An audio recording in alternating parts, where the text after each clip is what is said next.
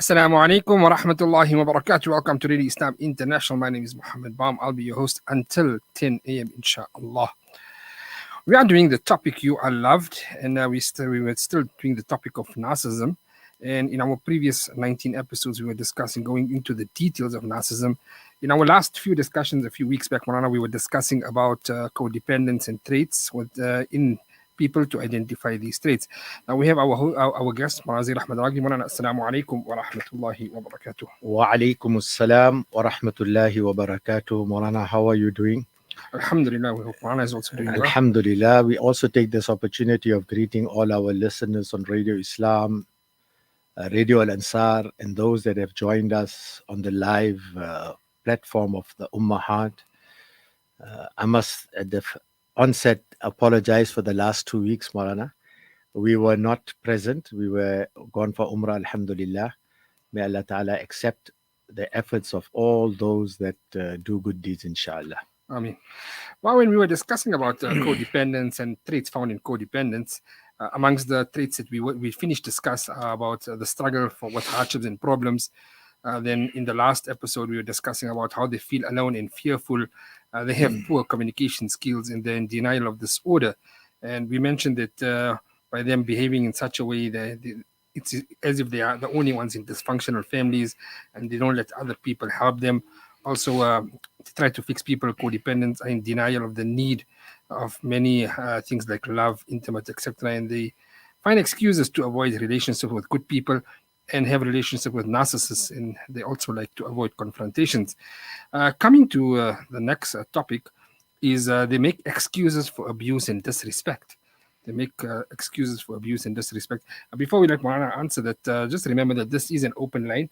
You can call us on 011-854-1548, 011-854-1548, or you can send us a WhatsApp message on 072-786-1548. Shimana, so they do make excuses for abuse and disrespect. Yes. Bismillahir Rahmanir Rahim. So we, as you have correctly said, we are discussing traits of a person who has, and I would call it a disorder, a codependent. And in order to identify whether I am a codependent, there is a need for us to identify the traits of a codependent. And that's what we have been discussing previously.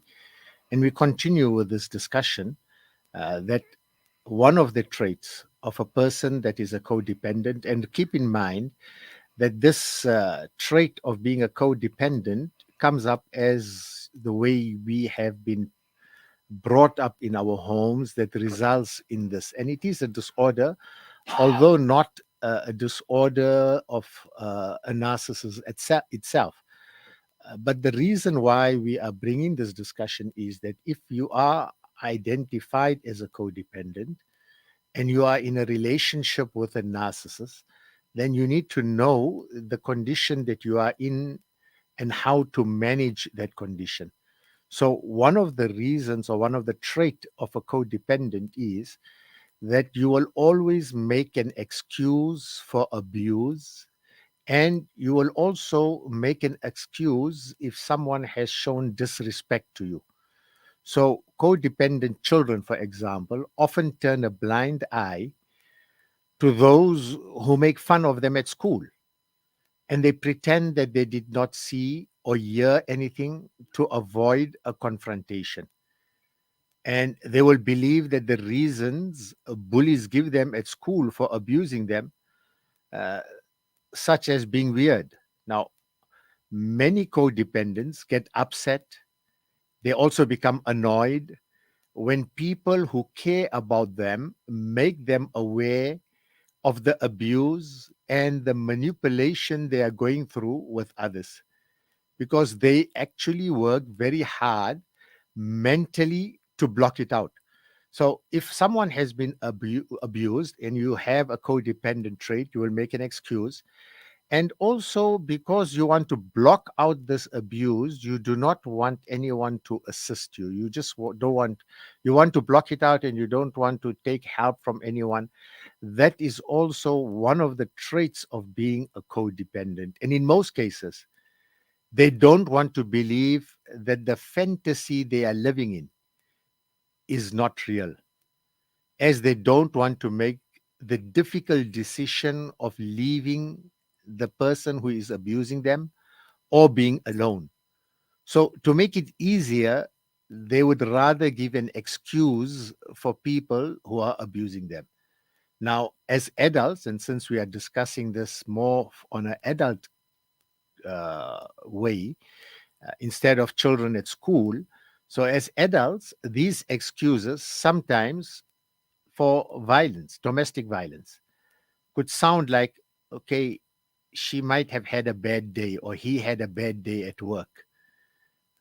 The kids really annoyed him or her today, or he cheated because I wasn't giving him enough attention.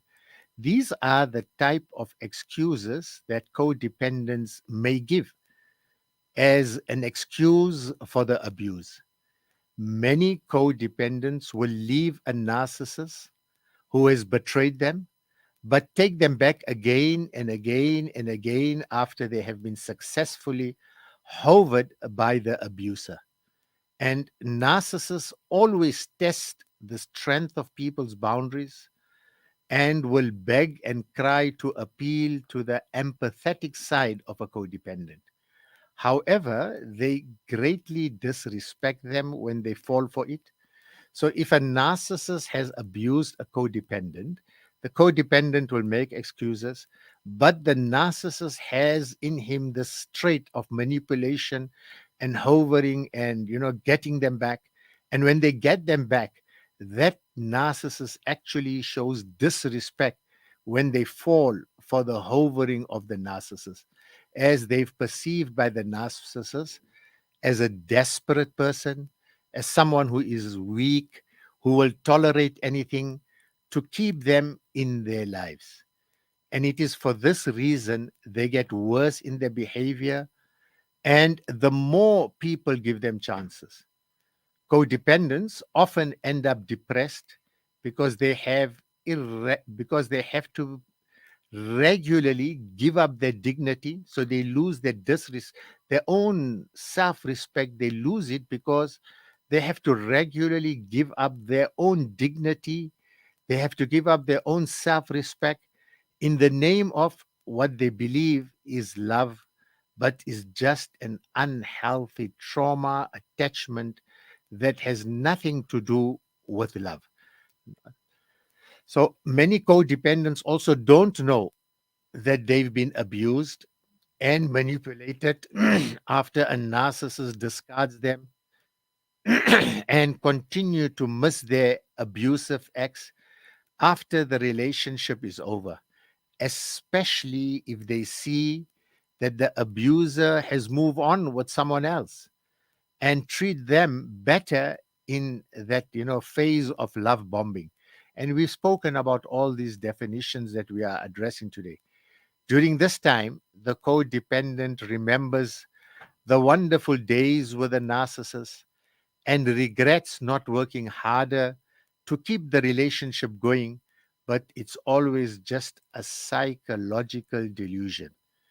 And when we are unaware about codependency disorder, we can sometimes be amazed to see how good men were treated terribly and disrespected by their women, but still somehow manage to see the good in them and apologize or even beg for forgiveness, even when they didn't do anything wrong, or take them back again and again, despite their women betraying them or the men betraying the women.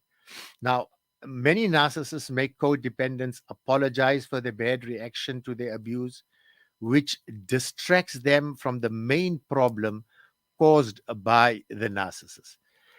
Gee, wow, we have our psychologist online. I think we do have a few questions that we needed to address the last time. Yes, so just for the benefit of our listeners and those that are on the Ummahat platform, we have Sister Naira with us.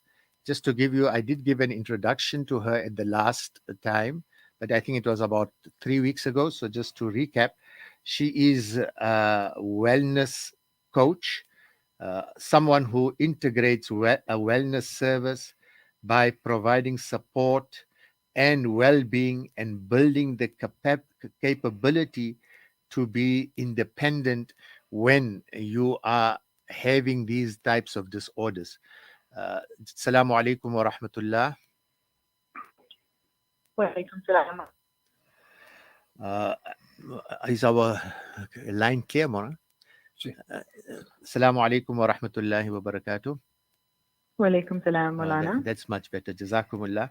Jazakallah once again, Sister Naira, for joining us and giving us your important advice and counseling and support. So, the question that we have for you today is that codependents generally make excuses for the abuse by a narcissist. Firstly, why do they do so? We've mentioned some of the reasons now. And also, how should they actually cope and manage the abuse? Should they just make excuses, or is there a better way of managing the abuse by a narcissist? Jazakallah khair for that question, and Jazakallah to you for having me here, Maulana. It's been an honor. So, firstly, let's discuss the concept of the trauma bond, or how the cycle of abuse actually begins, right? G. So, a narcissistic relationship almost always begins with what is called the love bombing phase, right? All right. So, in this phase, the narcissist will try and make you believe that you are literally the best human on earth. They cannot live a day without you. They will try every tactic in the books to make you believe you should choose them, you should trust them, you can love them, and you're completely safe with them. Okay? Yes. And this is actually where it begins, because a chemical dependency is created at this point. So they give you enough love, enough attention, enough drama for you to believe this is exactly what you need. And when that chemical dependency is created, the brain goes through something called a surge of dopamine. So dopamine being your reward, the brain's reward system. Okay? And it allows you to feel pleasure from those extreme and that obsessive behavior. So for example, I mean, if it's a male, there could be flowers or chocolates, some cases making you believe that they could have been with anybody and they just wanted you. They've chosen you. And at this point, and that works both ways, male or female narcissists use similar tactics, but it's basically giving you that dopamine rush in your brain and activating the brain's reward system. So at this point, you feel good, you feel happy, right? And you actually start to believe that this is now the perfect relationship because of the way it makes you feel. And approximately at this point is now where the script switch takes place. And at this point, the narcissist starts to devalue you. And as your brain starts craving that dopamine rush, you almost believe you can't live without them. Okay, and as they devalue you, you think you need them even more. And they start telling you how you disappointed them and how it's all your fault. These are just rough examples. It could be anything, right? And in this scenario, we start looking for evidence of hope in that situation because you actually want that love and that situation back. So that you think that the circumstances might improve if you do things a certain way, and you'll have the feelings of joy back. And generally, they move back and forth. Okay, so they give you small acts of kindness, making you believe you're happy again. They might even give you that flowers or chocolates or telling you you're the one and you're so important to them. And this is all in an attempt to keep you as their supply. So they generally do that if they feel you're getting too smart and you're realizing there's nothing in this for you. So it goes back and forth. When you're in this phase, it's all very hot and cold, very back and forth, extreme, right? And that can generally cause a very unhealthy attachment to the abuser because you're getting a little bit of that dopamine and that reward, and then they're taking it away. So unfortunately, due to that chemical addiction that we're going through, we develop an addiction to the abuser. And that's very much like a drug addiction. So you start to make excuses for their behavior, constantly in search of that dopamine fix, right? So let's move to the next phase now, the gaslighting phase. And at this point, they've completely crushed your self-esteem. They've made you believe it's all your fault and not any fault of it. And due to that dopamine addiction, you'll do or say anything you need to for them to see you in a different light, for them to just say it's not your fault, even if it means making excuses for them. Okay. And you're making excuses for their behavior, or you're trying to protect them, or even it gets to a point where you beg them to stay. You even lower your standards for that toxic person and accept things that you would never have previously accepted. And Mhm. this is where they have you, at this point, Molana, they have you in the exact position they need you to be in, right? Yes, yes, So, first things first, with regard to overcoming this, is awareness. You need to absolutely. understand that it's the addictive nature of the trauma bond that's keeping you there. It's not the relationship itself. If you're aware that it's not the person you love, it's the reaction to your in your brain and your body that you're looking for. It's Mhm. not about them. You can actually let them go. So my advice to all of you listening that feel trapped in this abusive cycle or who heard these words and feel like you might be in that situation, you need to start by getting distance from that abuser. Even if you feel you cannot leave yet, Mhm. create a distance between your heart and theirs. Work with a trauma informed counselor to process that trauma that you're going through or to examine the cycle of the abuse, to understand the pattern of your narcissist because they all have different patterns, right? And you need to connect with reality. Come back to a place of responsibility where give it the responsibility it truly deserves. That it's just the chemical bond that's created. And the abuse you're going through is not actually your fault. Neither was the trauma bond that was formed. You actually deserve a life free of this abuse and mistreatment. Inshallah, may Allah subhanahu wa ta'ala make it easy for you. Malana, I hope that that answer was helpful. No, no, Alhamdulillah, absolutely on the spot. Jazakumullah so much, Sister Naira. And if there are more questions, they will come forward, and then we will pass it on to you if necessary. And we will With pleasure. always ask you to come on and assist us to Jazakallah. deal with Malana. this disorder, inshallah. Jazakallah. Jazakallah. Assalamu alaikum wa rahmatullah. Actually, very important one where she mentioned about the seesaw situation, that the love bombing, and after that the gaslighting situation, where where the narcissist, when he sees that he needs to get you, then he plays the love bombing part, and when he sees that appropriate that he has enough hold of you, that's when the gaslighting takes place. Yes, and I think what was very crucial is to be aware that it's not your fault, to be aware that this is how they treat you, and you need to move away from that circle of having that that type of addiction, as she's Mm. mentioned. Yes, absolutely. Now, speaking about that addiction, right, we have a question here. Assalamu alaikum, please help my 16-year-old son. Now, you have a son who's in grade 11. He's a narcissist. The mother says she's burning out. She doesn't know what to do. So how does she, and we did say this previously, and we're going to say it regularly and continuously. Don't make judgments on someone being narcissist. I know we are talking about these issues. We are talking about certain characteristic traits, but you need to have it. You need to go and have it properly diagnosed, and that's where these type of counselors are.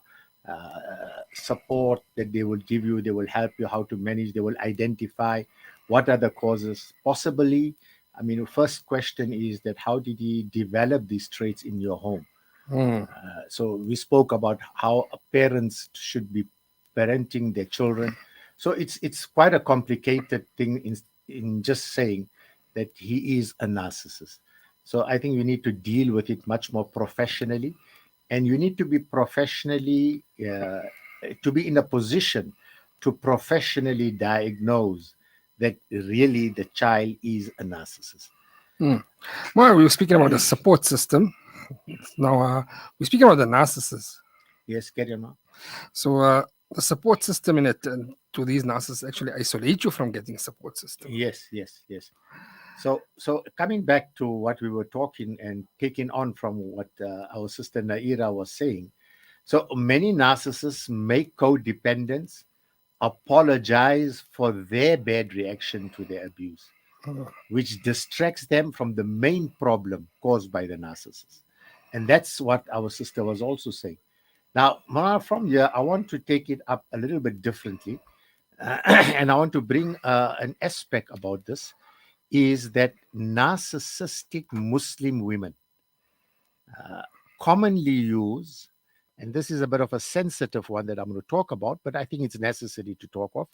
So we must not be in the misunderstanding that it is only males that are narcissists. Unfortunately, you find today many women are also narcissists, and they also have narcissistic traits. In fact, I was speaking to a divorce advocate attorney, a female, and she mentioned to me that she is surprised at the number of men that are coming forward today and nowadays asking for divorce from their women. In fact, just yesterday, coincidentally, I think on Radio 702, they had a discussion on the same thing, that women, men are asking for divorce. So there is a need for us just to address this aspect also, although being sensitive, but we need to talk about this. Uh, we said it previously that when there's an elephant in the room, you need to introduce that elephant. So, narcissistic Muslim women commonly use men's desire for intimacy and sex and children as a tool to reel them back after disrespecting and treating them terribly. So, however, their men are usually so emotionally broken by then that they can't see the reality of the situation. It is also known that no one can throw a bigger temper tantrum than a narcissistic woman who is losing the compliance and control over her husband. Now, I don't want this to be seen as, we are talking things against our sisters, but this is a reality. It's known that women can throw a bigger temper tantrum than a narcissistic. No one can do it more than a woman who has these traits and who is losing the compliance and the control over her husband. For example, by flying into a rage. This sometimes involves smashing things and physically lashing out. They are able to guilt trip and intimidate their partners, who then freak out during the ordeal and attempt to quick fix the situation to make their tantrum stop. Now, codependents allow people to treat them like this. So, a male can also be the codependent, and the Mm. codependent will allow people to treat them like this as long as they don't leave. Sometimes they will show that they are starting to lose patience, and they may also even rebel a little as an indirect way of communicating to their partner that they need to fix up their attitude, that their attitude and behavior is not acceptable. But they don't have the courage to directly call out the narcissist on their toxic behavior for fear that it will trigger a bigger fight and a terrible reaction, or even a punishment, or cause them to leave. Now, narcissists program their partners, and we've heard from Sister Naira a similar way, but I might just say it in a different wording, that narcissists program their partners from the beginning to fear confronting them about their faults and avoid being punished for hurting their fragile, egos. Even though a codependent may become tired and fed up of their partner, they don't actually want to leave that toxic relationship that has become for them their comfort zone. And that is what Sister Naira also mentioned about the dopamine. So, this is why many codependents who feel that they need the narcissist take the blame for their faults. So, because you feel you are in need of that, and that was that dopamine, chemical reaction within you that tells you that this is what you need. And that is the reason why you start blaming them, or you blame yourself for their faults. However, narcissists will almost always leave them in the end, regardless of the patience and efforts made to keep them happy, because they get bored and need new fuel supply. And you will find that for short periods of time, a narcissistic person will always search for supply outside his home, or outside her home. And that is one of the reasons why we say that The objective of nikah, the objective of marriage, the first thing that Allah Ta'ala talks about is sakina. And sakina is to have peace, to have security, to be in a comfort zone where there is absolutely no fear.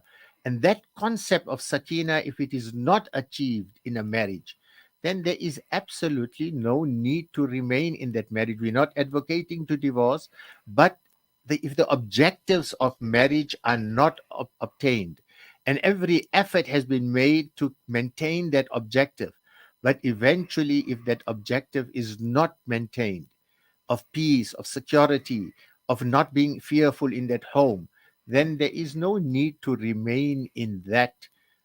There is no need to remain in that relationship. And that is why we're saying that what then eventually happens, it leads to other sins.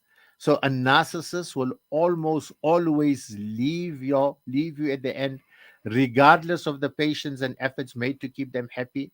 And what then happens is, either way, the male or the female will enter into uh, other relationships, and those relationships are most of the time illegitimate relationships. And that is why it's so important that we understand these mentalities, we understand these temperaments, we understand these social orders. Mm. So, Mara, then the question will come that when they isolate you from your support system and family. Yes, Moana, this is another extremely terrible trait of a narcissist. So they need you, so they love bomb you. And then they see that you are blaming yourself for their behavior and to keep you, because they don't want anyone to identify in you or make you aware that you are being abused. They don't want people to make you aware, and they fear that. So what they do is they isolate you from your support systems. They will isolate you from your family. A young woman counseled was going through psychological and emotional abuse with her Muslim husband, who had done a great job at isolating her and keeping her away from friends, family, and even neighbors. So every time a friend or family member tried to open her eyes to her husband's abuse, she would get upset and understand why her husband ordered her to cut them off. So a codependent, again, is strongly attached to the need for a relationship. And if being isolated from loved ones will keep them distant, then so be it. And that's what we observe many a times in a narcissistic relationship. So her husband's justification for her isolation greatly frustrated her loved ones. So the narcissist abuser isolates her from her own loved ones, and the family becomes frustrated, who felt that they are losing her as a prisoner to the narcissistic abuser. She could not understand. She, the one who is on the receiving side of the abuse, could not understand why they wouldn't just leave her alone to live her life, and why they kept causing issues for her.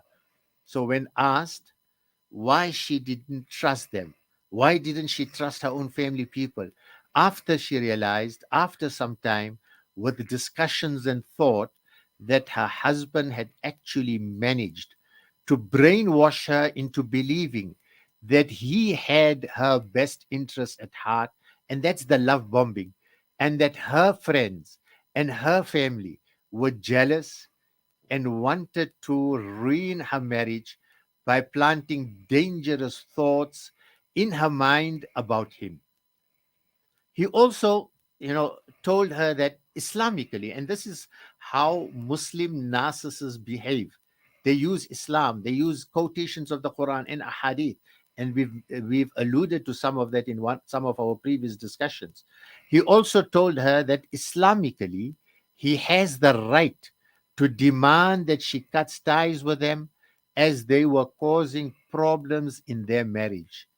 So narcissists will always isolate you using many different types of excuses, and unfortunately, their Islamic understanding of their rights being a main one, that is their Islamic understanding of their rights being the main one, so that you are left without a support network. And you should be aware of this. And I think our sister Naira mentioned that the idea here is that you need to be aware. And if you are aware, then you would make conscious decisions about your relationships. Narcissists also hate it when you make new friends and try their best to stop this from happening, as they consider to be a threat, that they will identify that you are in an abusive relationship. Men will forbid their wives from even going out with people they don't know. In other words, the husband does not know, so they will say, no, you cannot go, as they fear for their well being and don't approve that their time is being spent on making new friends than in their home. Now, we need to understand this in the context of Islam. Yes, women are not supposed to just freely go around everywhere without informing the husband. That's on its own. But we are talking here in a total different context. And I don't want anyone to misrepresent what we are saying. So a narcissist man, husband, will forbid their wives from going out with people that they don't know, because they fear for their own well-being, and they don't approve that their time is being spent on making new friends than in their home. Narcissistic women also won't like it when their husbands want to spend time with their friends, or if they have made new ones at even at work. So they always fear, narcissists always fear that their partners will meet better people than them. They fear that their partners will meet people that are better than them, or that better people will like and be attracted to them. They also fear that their partners will confide in others about their problems and receive advice that goes against the narcissist's best interest. So these are the fears that the narcissists have, for reasons why they isolate you from your support system.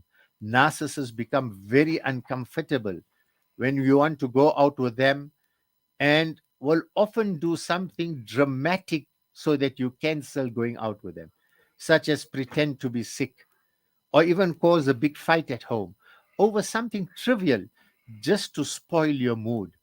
If you do go out, they will become restless until you come back home. And when you come back, they will analyze your every move. Subhanallah. So they will analyze your every move to see if there's any change in your attitude, any change in your behavior that indicates you may have spoken to someone. And they are such, you know they're so smart in their manipulation, that when you go out and you come back, they will analyze you and they will find out, is there something that has happened, because of their own internal fear that your reaction, your behavior towards them is a little bit different, and therefore they don't like you to go out and meet other people. So they will analyze your every move to see if there's any change in your attitude, any change in your behavior that indicates to them that you might have spoken to someone. Some will even demand to check your phone messages, or do so even behind your back. Many Muslim narcissists, men and women, will simply forbid their partners from going out with their friends completely, or tell them that they could see their friends only once a month, and only if they are on the best behavior.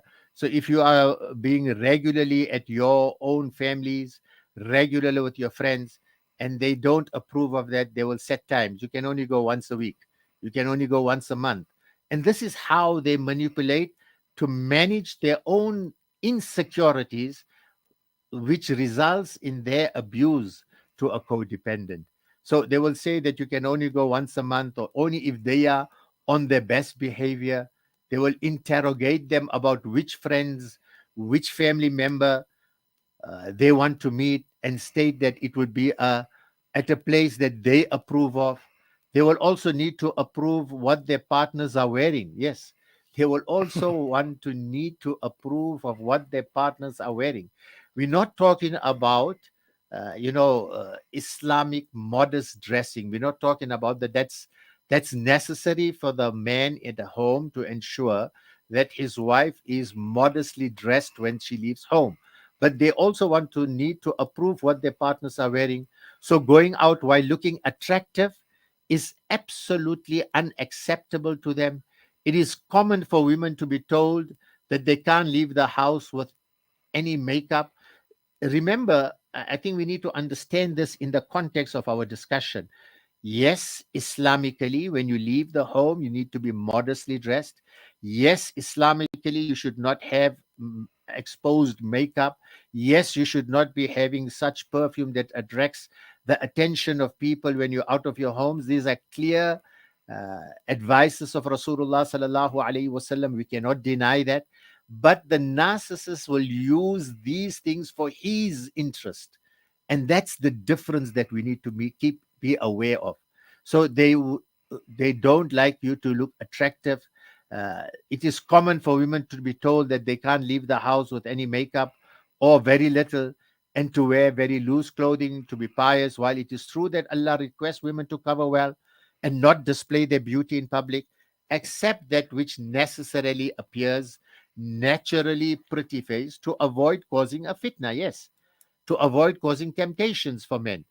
Islam is often, this is the point that I'm making, that Islam is often used by narcissists, by men, to justify their requests so that religious women don't argue against it.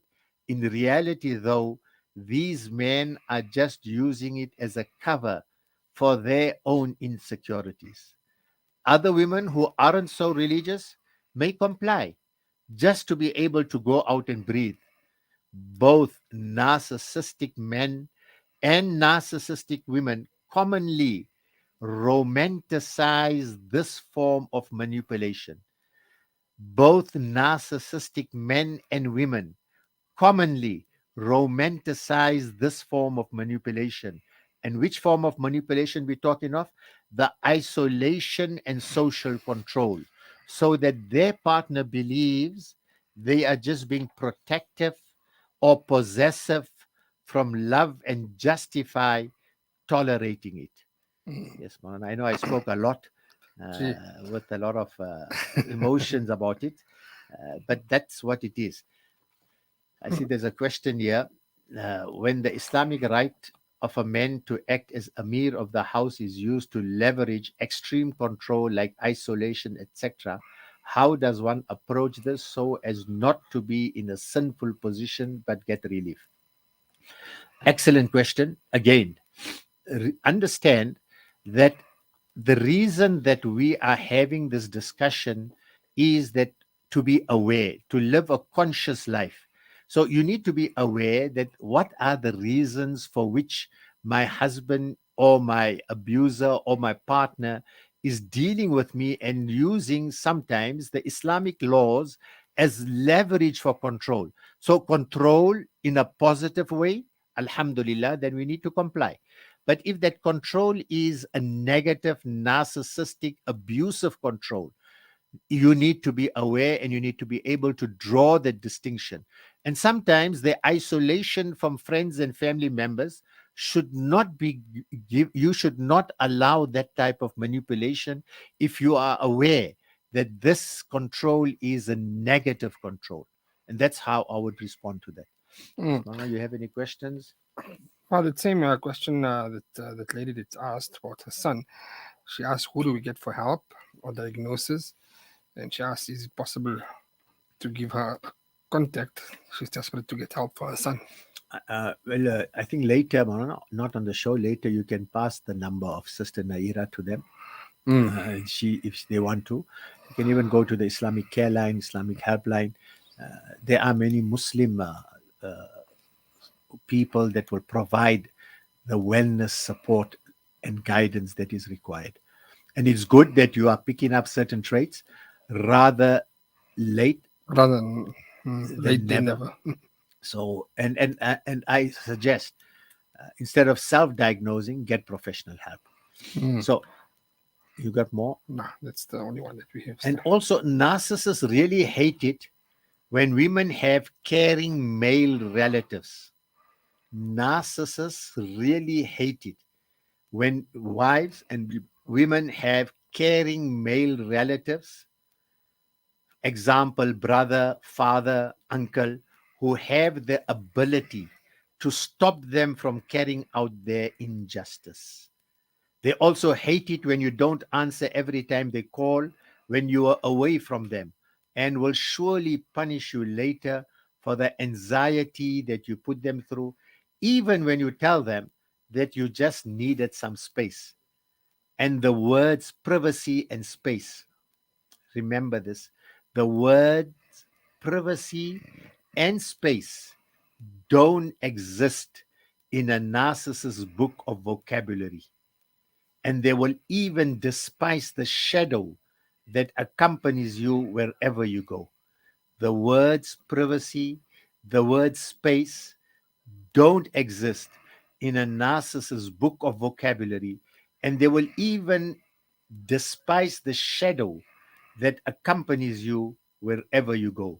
They feel entitled to always go through your private things, such as emails, phone, keepsake boxes.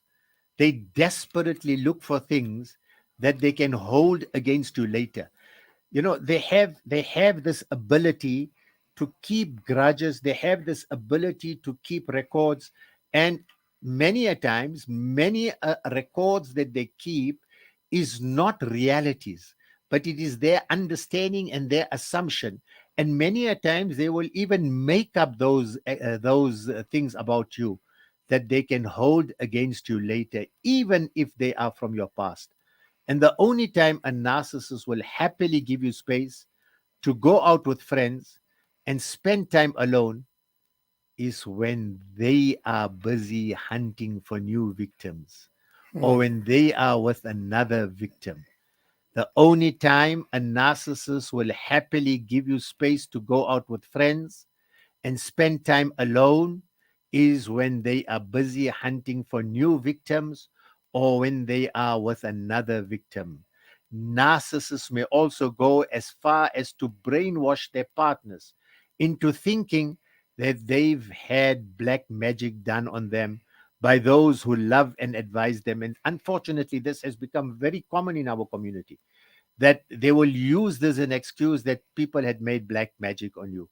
So they're thinking that they have black magic done on them by those who love and advise them, so that they become suspicious, they become rebellious, and change their attitude towards their own support system if they feel there may be some truth in what their abuser is saying.